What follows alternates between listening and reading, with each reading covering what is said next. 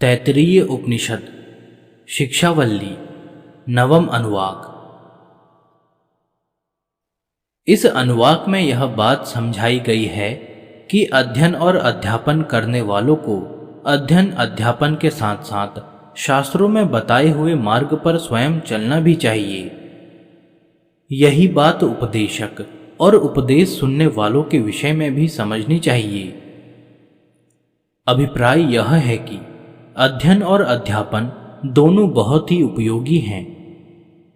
शास्त्रों के अध्ययन से ही मनुष्य को अपने कर्तव्य का तथा उसकी विधि और फल का ज्ञान होता है।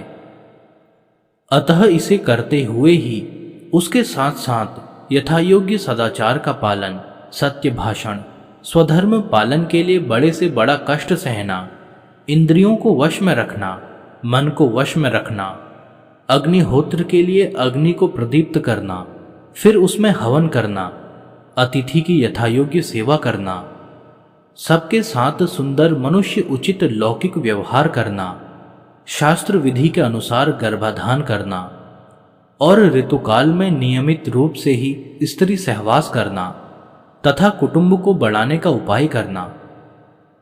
इस प्रकार इन सभी श्रेष्ठ कर्मों का अनुष्ठान करते रहना चाहिए। अध्यापक तथा उपदेशक के लिए तो इन सब कर्तव्यों का समुचित पालन और भी आवश्यक है, क्योंकि उनका आदर्श उनके छात्र तथा श्रोता ग्रहण करते हैं।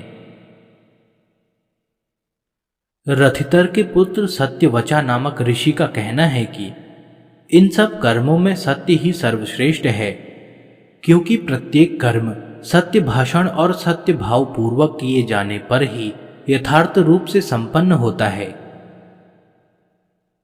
पुरुषिष्ट पुत्र तपोनित्य नामक ऋषि का कहना है कि तपश्चर्या ही सर्वश्रेष्ठ है, क्योंकि तप से ही सत्य भाषण आदि समस्त धर्मों के पालन करने की और उनमें दृढ़ता पूर्वक स्थित रहने की शक्ति आती है।